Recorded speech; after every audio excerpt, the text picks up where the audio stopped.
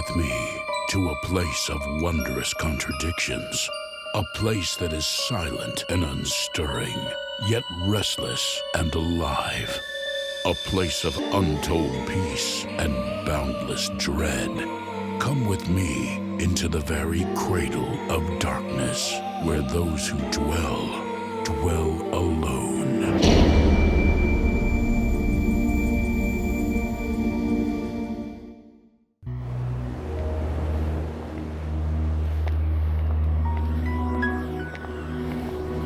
Lovely weather. Nature's really rolling out the welcome mat for us. It rained the first time we were here. We were just too preoccupied to notice. Harry and Margo Sloane are returning to the Fairview Inn, a place where their love first blossomed. It's been 9 years since that cherished weekend they spent here. The hotel hasn't changed, but they have. Look at this place. It's turned into a retirement home. A little louder, Harry. I don't think they heard you. Can I help you? It's Mr. Jennings, isn't it? Why, yes. You had that sweet Angora cat. Remember, Harry? The one that used to stretch out on the counter. Dear Rosie. She passed on 2 years ago in May. Oh, I'm sorry to We're hear. the Sloanes. We have a reservation for the weekend. Ah, the Sloanes, yes. Returning to us after all these years. I've been holding room 212 for you, the honeymoon suite. Has the room changed much? Oh, no, it's quite the same. It still has that wonderful view of the shoreline. And that charming lighthouse. With the megawatt beacon that glares through the window in the middle of the night. That's my husband. Always looking on the bright side of things. I hope you have a pleasant stay.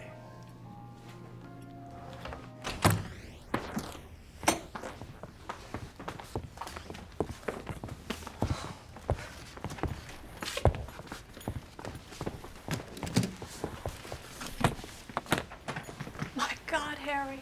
Everything's exactly the way I remembered. Including the phone. You to kill him to get a push-button model? How am I supposed to check my voicemail? We spent the first night right here, right in front of the fire. Where's my cell phone? We never even made it to the bedroom. It's gotta be in here somewhere. I remember staring up at that painting while you slept beside me. I kept thinking how sad and lonely it seemed. Everything so serene, so idyllic. And that solitary figure having no one to share it with. Oh, hell. I'll bet it's sitting on my desk in the office. Funny. It doesn't seem so depressing now. If you have to be alone, that's the perfect place to be. I'm going downstairs. See if I can find a real phone in this place. Harry, wait. What now? Don't go. Stay here with me. Oh, give me a break, Margo. This is business. The whole reason we came up here was to forget all that and spend time together. Meanwhile, I've got 2 cases coming to trial next week and a pair of dyslexic interns writing my briefs. We've got all weekend to spend together. Don't you understand? It may be too late by then. Look, I just drove nonstop all the way up here. I'm just too tired to fight with you right now. Maybe we have no reason to fight anymore, Harry. People only fight when they're trying to save something.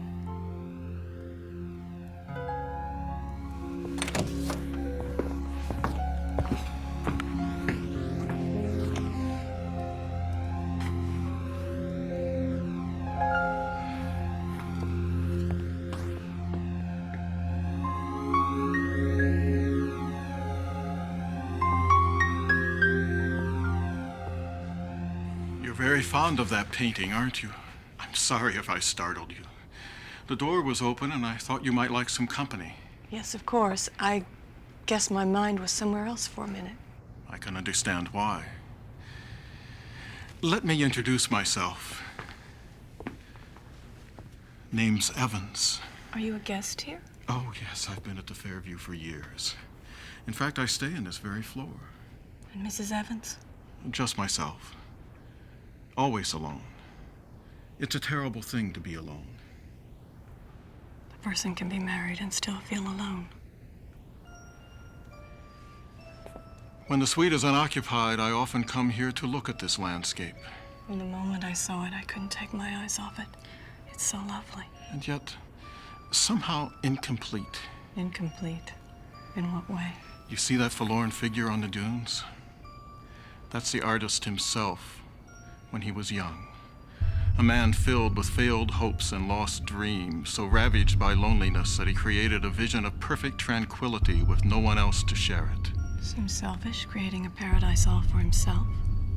Something he regretted to his dying day. Have you ever taken a really good look at it? All you have to do is move closer, much closer. Close enough to get to the very heart of the pigment. See how the rolling dunes invite you beyond the frame. Feel the warm dampness of the sun-drenched sand.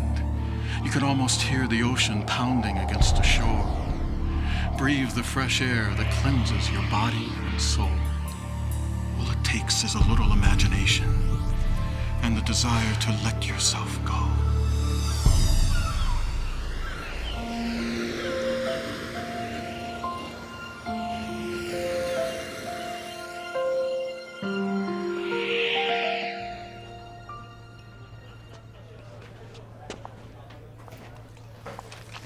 Where have you been?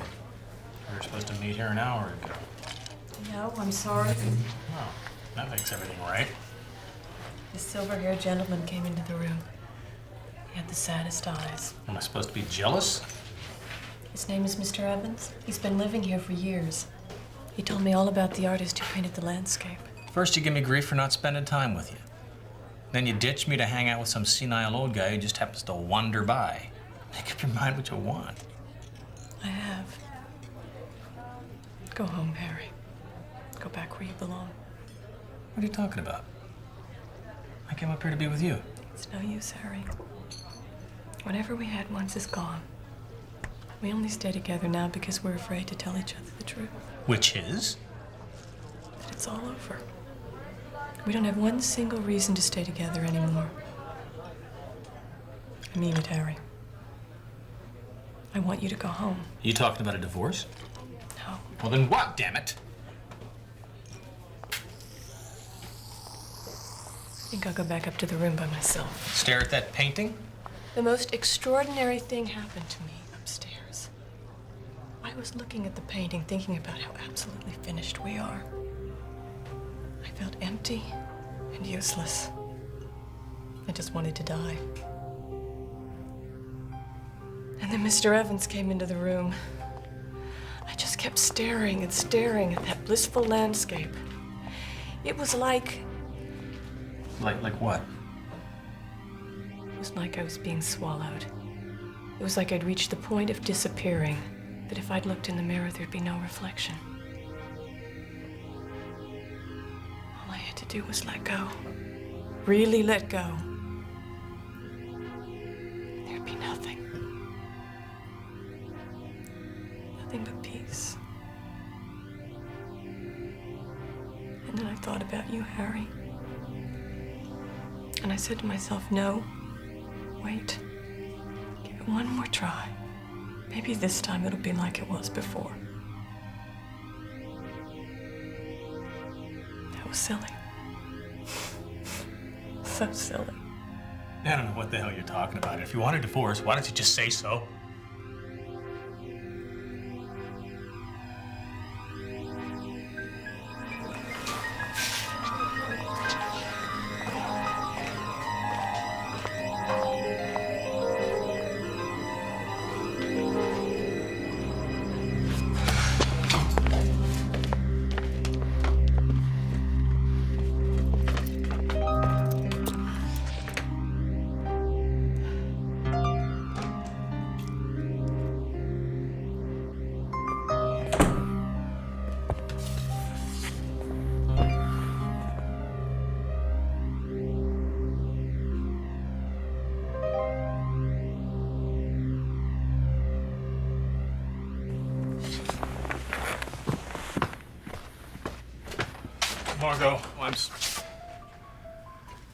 Margo, I'm sorry. I don't want to leave you. I want to stay and try to make this work. Look, why don't we start over?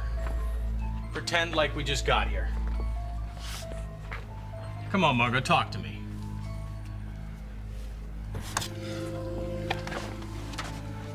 Margo, where are you?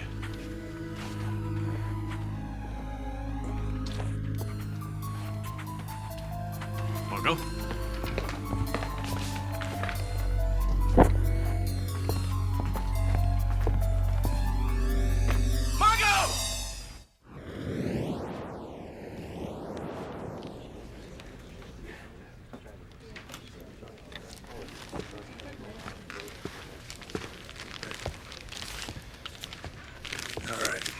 Let me get this straight, Mr. Sloane.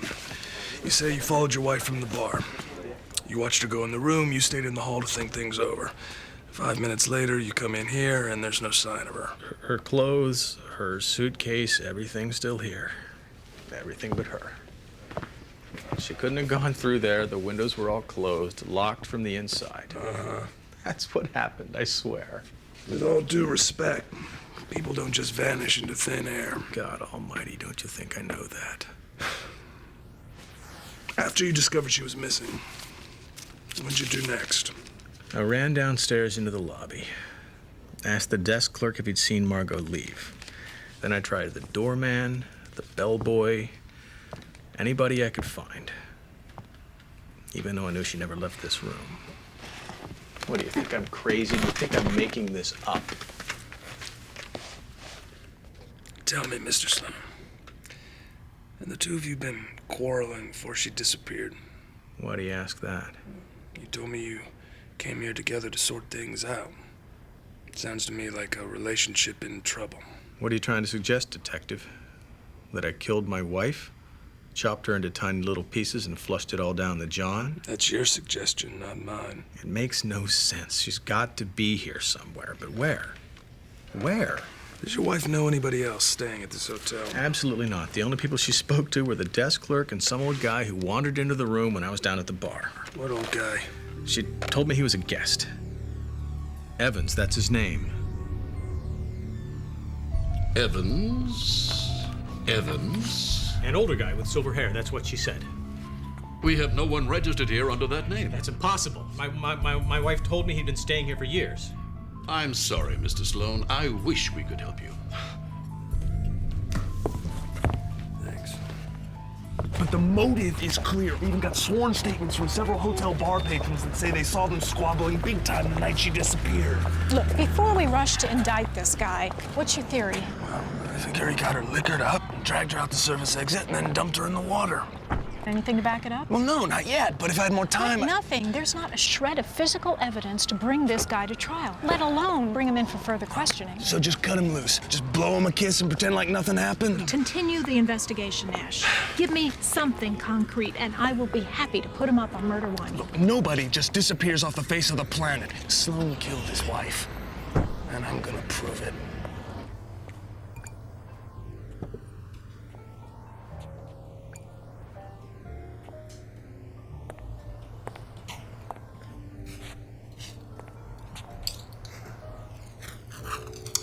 Go home anytime you want. You're a free man. And now. Free. Nice going, Sloane. I always admire a job well done. You really think I killed her, don't you? As far as DA's concerned, you're clean as a whistle. So, you can pack your bags, turn in your room key, and hightail it back to Boston. But I'm telling you, Sloane, if I find one blood stain, one fingernail, one hair of her head, I will nail you if it's the last thing I do. I'll make it easy on you, Nash. I'm gonna stay right here in this hotel and tear things apart until I find out what happened to my wife.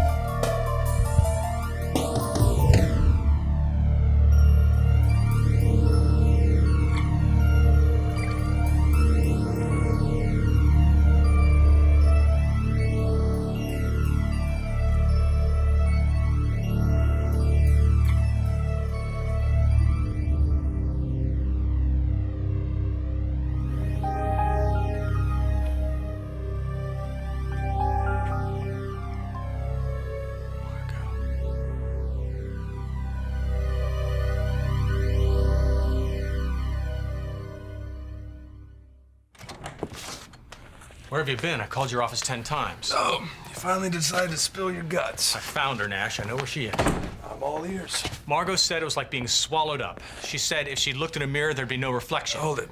What are you talking about? She's here, Nash. She's been right in this room all along.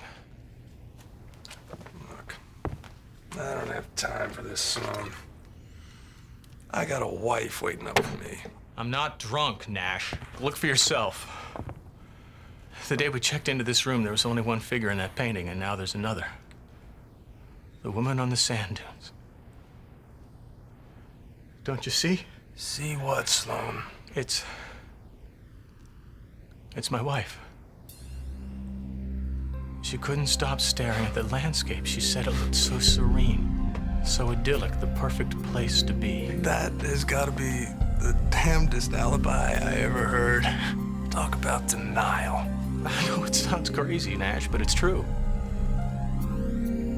Somehow, some way, Nobody just walks into a painting, Sloane. my wife did. You killed your wife. I didn't. But no one will ever believe me. Nobody that's sane.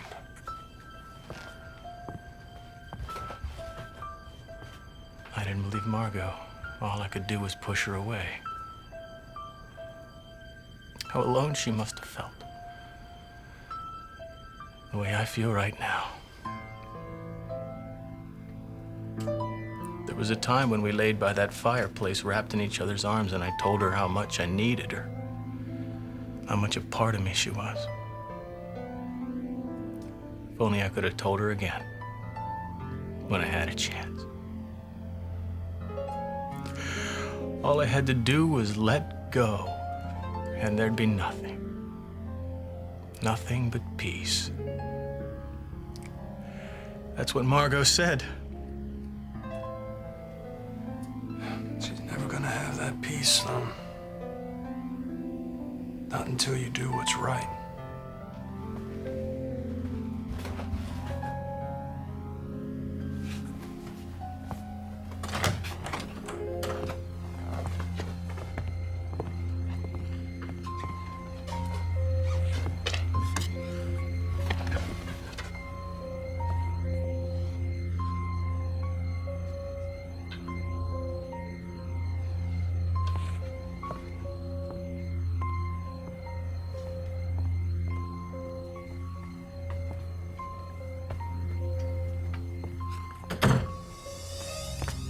Have you ever taken a really good look at it?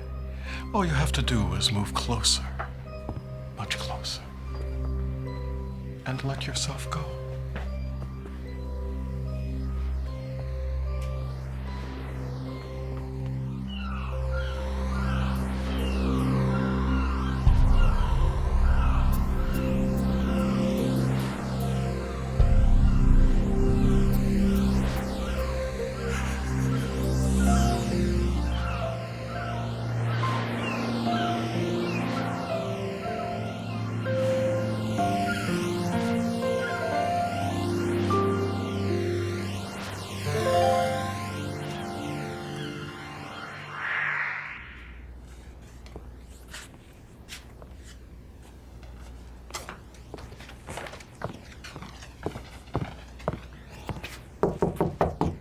Hey, Sloane, you okay in there?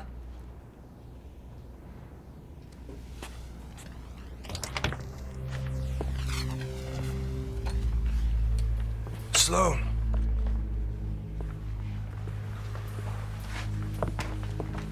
Sloane.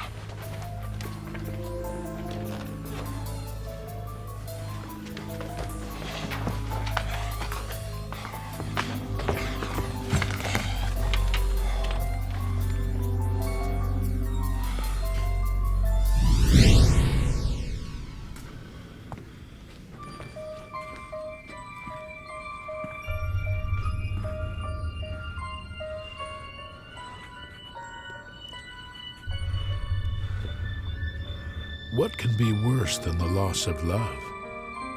Except perhaps the loss of belief that it can return again.